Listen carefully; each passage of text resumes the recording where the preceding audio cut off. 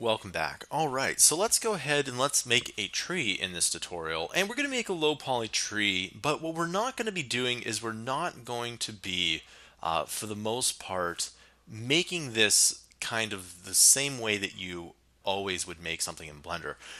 What we're going to be doing is we're going to be creating a bunch of objects and then linking them together. And so let me show you what I mean here.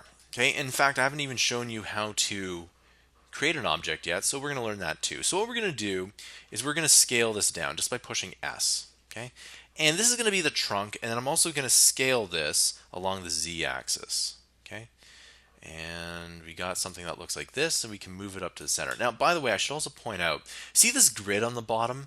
That is technically the quote-unquote ground. Okay, and what that is that technically, if you were to export this to, let's say, Unity 3D, and you were making a character, well, let's go, what you would do is you would actually, this would be the ground here. So you want to make sure that that's as close as possible to the ground. Okay. For the most part, when you are making objects, it's not going to be that important, but in some cases, it's extremely important. All right, so the next thing we're going to do is we're going to hop to the Create tab here, and we're going to just simply create a cube. And we're going to move that up. And that is going to be our tree or our branches here. Now, some of you are thinking, well, a cube doesn't make or break it's not exactly, it doesn't look like a tree. One thing you need to understand is with games in particular, you can always abstract what you see here. So when you think about a tree, if you were to think of it within very simple terms, in like block-like terms, you have a trunk and you have a body of leaves. Well, this body of leaves can just be this block here, and you can think about it that you've probably seen a couple games here and there that actually have trees like this. Okay, and actually have branches like this. You know, it kind of looks like a mushroom or something like that, but for the most part, that's essentially what it is here. Now, we're going to go one step further, and we're going to create another cube, but we're going to scale this down quite a bit. Move it up, kind of move it out here, and we're going to scale it down even more, something like that. And maybe scale it up just a bit, something like that here. And we're just going to simply kind of move it out here. Now, what you can do is you can copy and paste it, and now we have two objects. Okay, and that's all we're going to do. We're going to copy and paste it, and kind of move this out a bit, copy and paste it, and you're thinking, you know, well, is this really what we need to do to make branches here? Well, this here, I'm going to copy and paste it, and move it in just a bit, and copy and paste it, just like that, and copy and paste it. Okay, and that's all I'm going to do. And this actually kind of looks from an abstract point of view. Now, remember, abstract does not mean realistic. And it's something that is, that if you can learn how to do effectively, is a really beneficial skill. Now, if you want to, you can select a few of these. And remember how I said that normal is never good? Well, if you make all of these slightly different sizes, it just looks a bit better. Okay?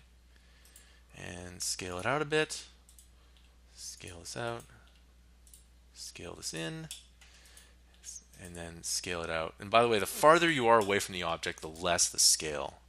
So something like that. Maybe move that down just a bit here, okay? And so now we have this wonderful tree here. Okay, so I'm going to select all these objects by, shift clicking, and you have to make sure that you select all of them. Okay, and they should be all the same color here. Now what I'm going to do is I'm going to go Control L, and you can merge all these objects here. So what we're going to do is we're going to merge the materials.